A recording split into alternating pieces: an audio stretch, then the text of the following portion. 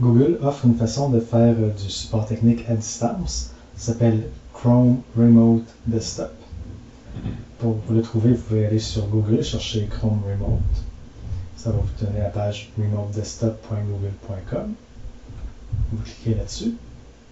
Et ensuite, il y a plusieurs sections à gauche. Il y a Remote Access. C'est pour permettre à vous-même de vous connecter à un de vos ordinateurs.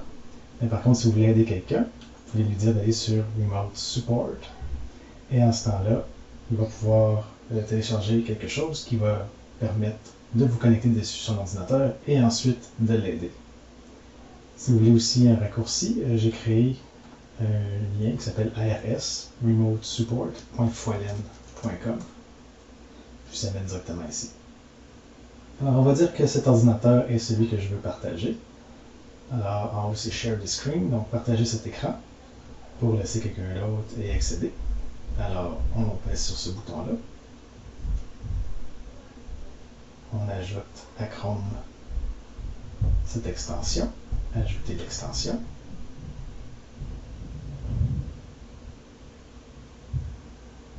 C'est préinstallé, alors il faut accepter les termes et conditions. Ensuite, autoriser Chrome Remote Desktop à ouvrir le fichier. Oui. Ensuite, on dit oui. Donc ça installe le logiciel directement sur l'ordinateur. Comme ça, il y a plus de permissions pour pouvoir partager l'écran et autres. Et puis maintenant, c'est tout installé, c'est prêt. Alors, on peut peser sur Generate Code pour générer un code. Et après ça, il faut envoyer ce code à la personne qui va vous assister. Alors, vous pouvez l'envoyer par courriel, par exemple. Alors, si je le copie, alors je peux l'amener ici. Et après ça, sur mon autre écran, là, je peux tout simplement copier le code d'accès, puis faire connecter. Et puis là, c'est en train de se connecter à distance.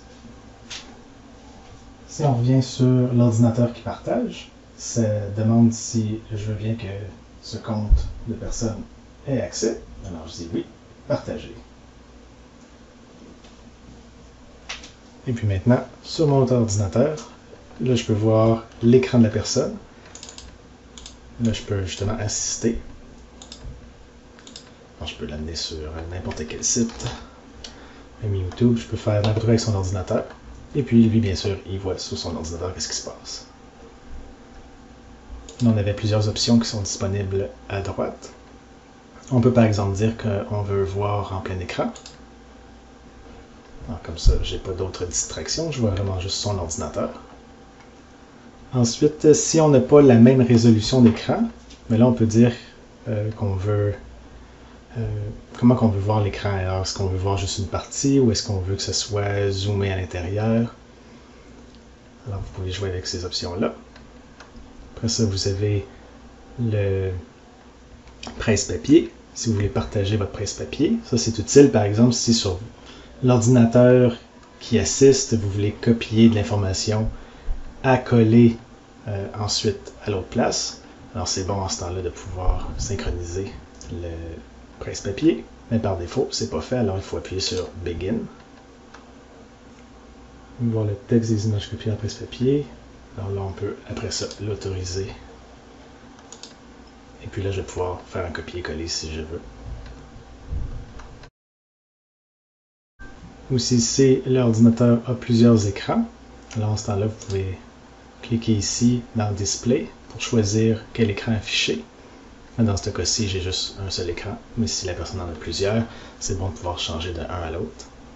Alors, c'est pas mal ça les options. Puis, lorsque vous avez terminé, vous pouvez simplement appuyer sur Stop Sharing, ou la personne qui reçoit l'aide peut aussi tout simplement sur son ordinateur appuyer sur le Stop Sharing pour arrêter à tout moment.